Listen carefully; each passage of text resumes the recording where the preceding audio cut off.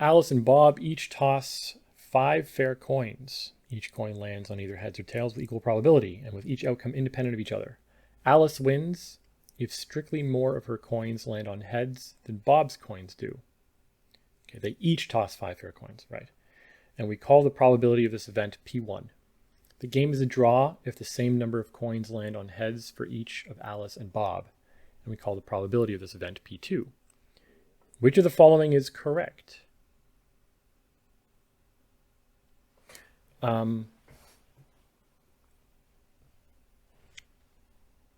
Alice wins if strictly more of her coins land on heads. And the game is a draw if it's the same number of coins. Okay, I think the easiest thing to do is compute the probability of a draw. We'll start with that.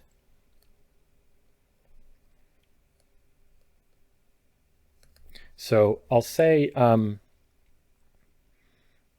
so A is the number of coins, number of heads for Alice.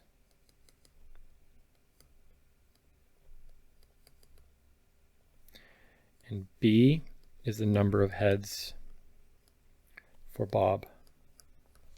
Okay, so first I want the probability that A is equal to 0. That's 1 over 2 to the 5. In fact, the probability that A is equal to any number, K, is going to be equal to 5 choose K times 1 over 2 to the 5. I'll write that a little neater. 1 divided by 2 to the 5. Okay. So the probability of a draw, probability that A is equal to B, is equal to the probability that A is equal to 0 and B is equal to 0. In fact, why don't I write this as, instead, the sum, as K goes from 0 to 5, the probability that A is equal to K and B is equal to K. But everything is independent. So this is the sum as K goes from 0 to 5, the probability that A is equal to K times the probability that B is equal to K. And the probability that A is equal to K is in fact the same as the probability that B is equal to K. So this is the probability that A is equal to K squared.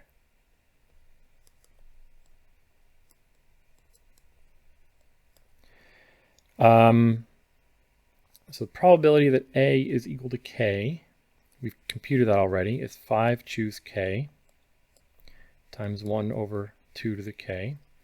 So I need to square this whole thing.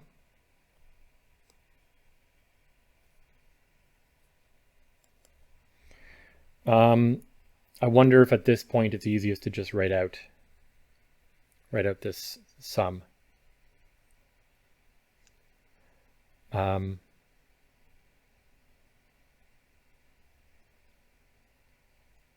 I don't like that I should not have written everything in terms of probabilities. I probably should have just written everything in terms of, the total number of outcomes. There's 32 outcomes for Alice and 32 for Bob. So the total number of outcomes of this game is,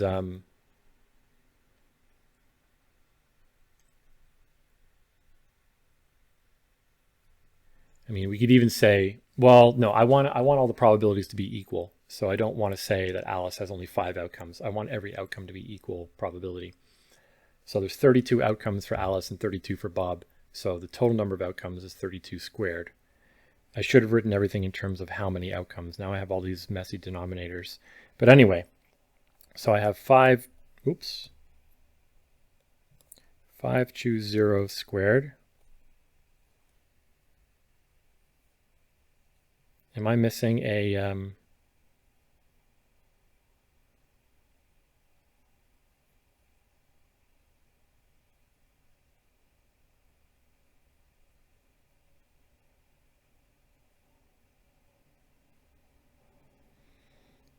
what am I missing?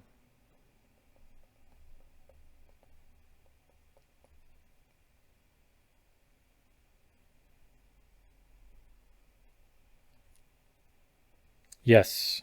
This should not be 2 to the k. That should be 2 to the 5. Okay, so that's this is easier to manage now, this summation. So I have 1 over 2 to the 10 times the sum, k from 0 to 5, 5 choose k squared. So 1 over 2 to the 10 times 5 choose 0 squared plus 5 choose 1 squared plus 5 choose 2 squared plus 5 choose 3 squared plus 5 choose 4 squared plus 5 choose 5 squared. And these should be pretty easy to figure out. 1 over 2 to the 10, 1 plus 25 plus 5 choose 2 is 1, 2, 3, 4, 5, 6, 7, 8, 9, 10. So that's 100 plus 100 plus 25 plus 1. 1 over 2 to the 10 times 252. And that's what I get for the probability of a draw. P2 is 252 over 2 to the 10. So that's 126 over 2 to the 9.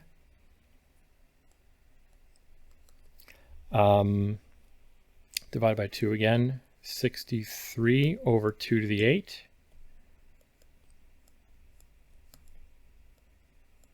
I hope that's one of the potential answers, one of the options. Before I look at the options here and try and deduce the other number, the game, winning and losing the game is symmetric between Alice and Bob.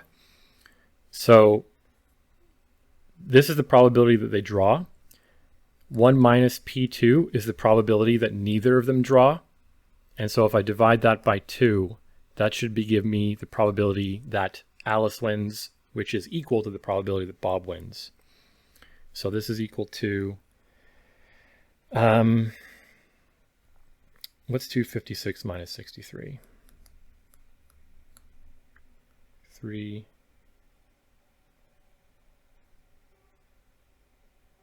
193. So 193 over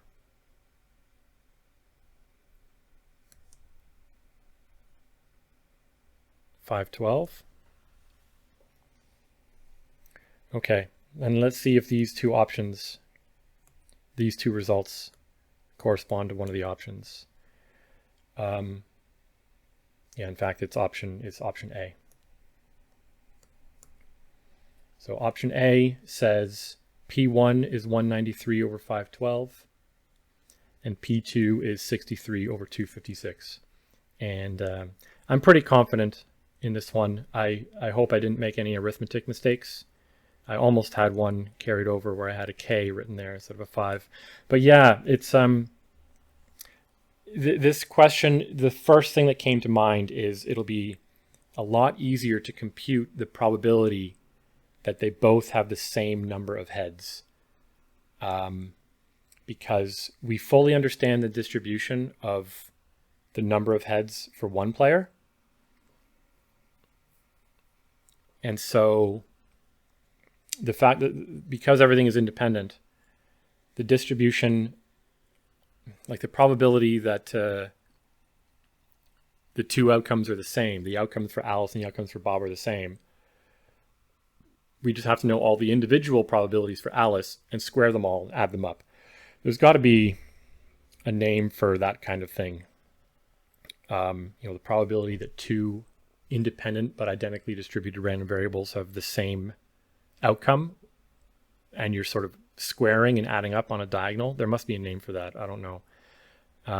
So yeah, it sort of hit me immediately that the draw was going to be easier to compute. And then the rest of the game, if you only look at where one player wins and the other loses, that's going to be symmetric between Alice and Bob. Alice likes heads. Alice wants more heads than Bob. Bob wants more heads than Alice. So the leftover probability has to be divided between the two players equally. I'll let you know if there's a mistake here, but I'm pretty confident in this one. Thanks for watching.